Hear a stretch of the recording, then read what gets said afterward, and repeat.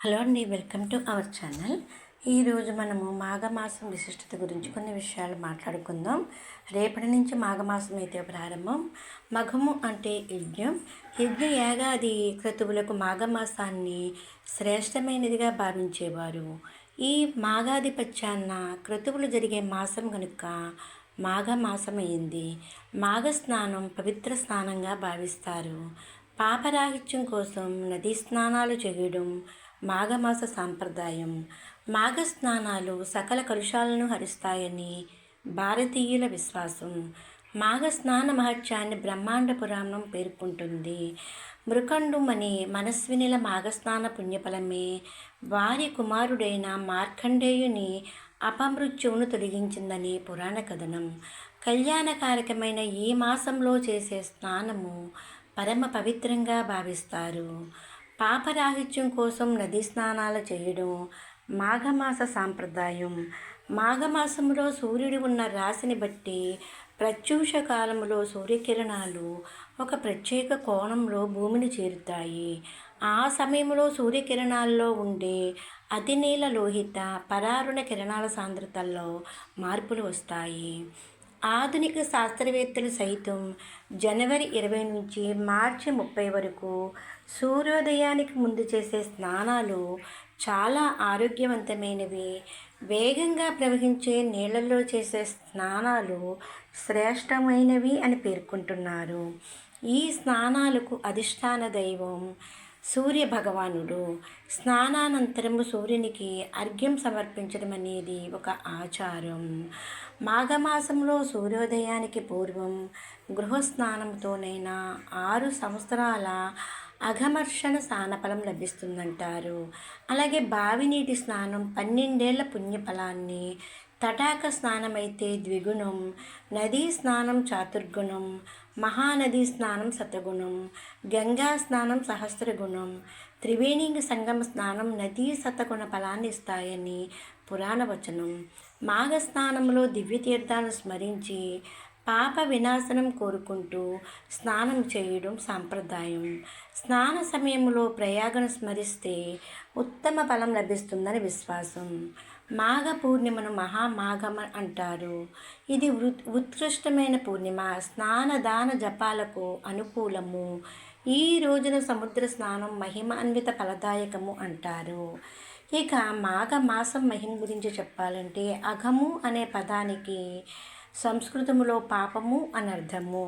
మాఘము అంటే పాపాలను నశింపజేసేది అనే అర్థాన్ని పండితులు చెబుతున్నారు. అందుకే మనకున్న మాసాల్లో మాఘమాసం అనేది విశిష్టతను సంతరించుకుంది. ఇది మాధవ ప్రీతికరము. స్థూలార్థములో మాధవుడు అంటే భగవంతుడు. శివుడైనా విష్ణువైనా ఎవరైనా కావచ్చు. ఈ మాసములో గణపతి, సూర్య తదితర దేవతల పూజలు, వ్రతాలు కూడా జరుగుతూ ఉంటాయి. మాఘమాస విశిష్టతను గురించి ఈ మాసంలో ముఖ్యంగా సూర్యుడు మకర రాశిలోకి ప్రవేశించినప్పటి నుంచి ఉదయకాలపు స్నానాలు చేయడం ఓ వ్రతంగా అయితే ఉంది. మాఘంలో ఎవరికి వారు వీలున్నంతలో నది, చెరువు, మడుగు, కొలను, బావి, చివరికి చిన్న నీటి పడిగలోనైనా సరే స్నానం చేస్తే ప్రయాగలో స్నానం చేసినంత పుణ్యఫలం అబ్బుతుంది. చలికి భయపడక ఉదయాన్నే నదీ స్నానం చేయడం అనేది సర్వోత్తమము.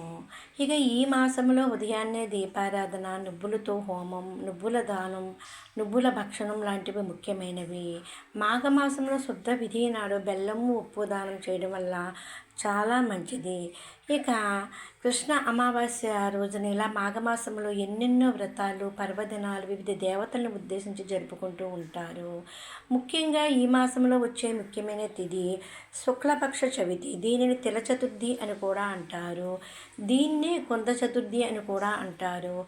ఆ రోజు నువ్వులను తింటారు. నువ్వులతో లడ్లు చేసి పంచిపెడతారు. అలాగే ఈ రోజున డుండిరాజుని ఉద్దేశించి నక్తవ్రతము పూజలు చేస్తారు. డుండిని ఈ విధంగా పూజించడం వల్ల దేవతల చేత సైతం పూజలు అందుకుంటారని కాశీఖండంలో తెలియజేశారు. కొంద చతుర్థి నాడు కొంద పుష్పాలతో పరమేశ్వరుని అర్చించి రాత్రి జాగరణ చేసిన వారు సకల ఐశ్వర్యాలను పొందుతారని కాలదర్శనంలో చెప్పబడింది. అయితే సాయంకాలం చతుర్థి ఉంటే ఉత్తమం అని ఈ సందర్భంలో మనము తెలుసుకోవాలి. ఈ మాసాన్ని కుంభమాసము అని కూడా అంటారు. కొంతమంది ఈ నెలల్లో ముల్లంగి దింపను తినరు. ఈ మాసములో నువ్వులను పంచదారని కలిపి తినాలట. నువ్వులను దానం ఇవ్వాలట. రాగి పాత్రలో గోధుమ రంగుగా ఉన్న నువ్వులను పాత్రతో సహా దానం చేస్తే మంచిది. ఈ నెలలో మరణించిన వారికి అమృతత్వం సిద్ధిస్తుందట.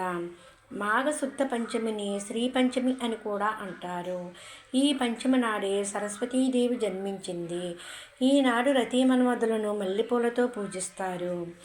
ఉత్తర భారతంలో అయితే విష్ణుమూర్తిని సరస్వతీదేవిని కూడా పూజిస్తారు. బ్రహ్మదేవుడు సృష్టి చేయగా చరాచర ప్రపంచం శ్మశాన నిశ్శబ్దతో ఉందట. ఆవేదనతో బ్రహ్మదేవుడు తన కమండలంలోని నీటిని ప్రపంచంపై చిలకరించగా చెట్లపై ఆ నీటి బిందువులు పడి ఒక శక్తి ఉద్భవించింది. 2 చేతులతో వీణ వాయిస్తూ మరో 2 చేతులతో పుస్తకాన్ని మాలను ధరించి సమగ్ర రూపిణిగా దర్శనమిచ్చింది. ఆ వగీశ్వరి వీణావాదనం తరువాత ప్రపంచంలోని స్తబ్దతను ఉదాసీనతను తొలగించి విద్యాబుద్ధులకు అధిష్టాత్రి అయ్యింది ఆ సరస్వతీదేవి. అప్పటి నుంచి శ్రీ పంచమి రోజున సరస్వతిని పూజించడం అయితే జరుగుతుంది. ఇక మాఘశుద్ధ సప్తమి, ఇదే సూర్య సప్తమి అని కూడా పిలువబడుతుంది. ఇది పరమ పవిత్రమైనది. ఈ రోజున అరుణోదయ కాలంలో 7 జిల్లేడు ఆకులను అందులో రేగికాయలను ఉంచుకొని తలపై పెట్టుకుని స్నానం చేస్తే 7 విధాలైన శాపాలు నశిస్తాయట.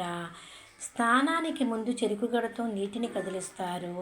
నమస్కారం ప్రియ సూర్య అన్న ఆర్య వాక్య ప్రకారం కేవలము నమస్కారం చేతనే సూర్యుడు సంతృప్తి చెందుతాడని తెలుస్తుంది. ఈ రోజున చిక్కుడుకాయలతో రథం చేసి కొత్త బియ్యంతో పాయసాన్ని వండి చిక్కుడు ఆకులలో పెట్టి సూర్యునికి నివేదన చేయడం అనేది ఆచార్యం. సూర్యుడు తనను పూజించిన సత్రాజిత్తుకు ఈ రోజునే సమంతకమణిని ప్రసాదించాడు. హనుమంతునికి వ్యాకరణ శాస్త్రాన్ని, అలాగే యజ్ఞవల్కునికి యజుర్వేదాన్ని బోధించాడు. ఆరోగ్యం భాస్కరాదిచ్చేద అన్న వాక్యం ప్రకారం ఆరోగ్యం కొరకు ఆదిత్య హృదయం పారాయణం చెయ్యాలి. రథసప్తమి నాటి స్నానం సప్త మహాసప్త ద్వీపా వసుంధర కోటి జన్మార్జితం పాపిం వినశ్యతి తత్ క్షణాత్ అన్నట్లుగా పాప విముక్తి అయితే కలిగిస్తుందట. ఇక భీష్మాష్టమి రోజున శోభకృత నామ సంవత్సరంలో మాఘమాసంలో శుక్లపక్షంలో రోహిణి నక్షత్రం ఉన్న అష్టమి తేదీ నాడు మధ్యాహ్నం సూర్యుడు నడినెత్తిన ప్రకాశిస్తూ ఉండగా అభిజిత్ లగ్నంలో భీష్మ పితామహుడు ధ్యానస్థితుడే ప్రాణాలను విడిచిపెట్టాడట. స్వచ్ఛంద మరణం ఆయనకి వరం.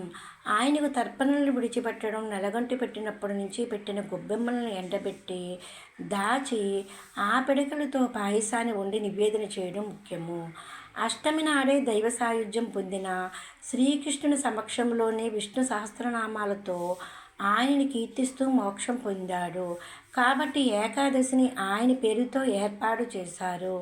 భీష్మ ఏకాదశి నాడు విశేష పూజలు చేయడం ఆనవాయితీ.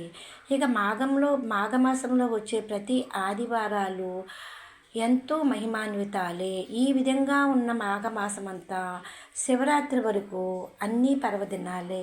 ఇవండి మాఘమాసం గురించి కొన్ని ముఖ్యమైన విషయాలు. Please like, share and subscribe.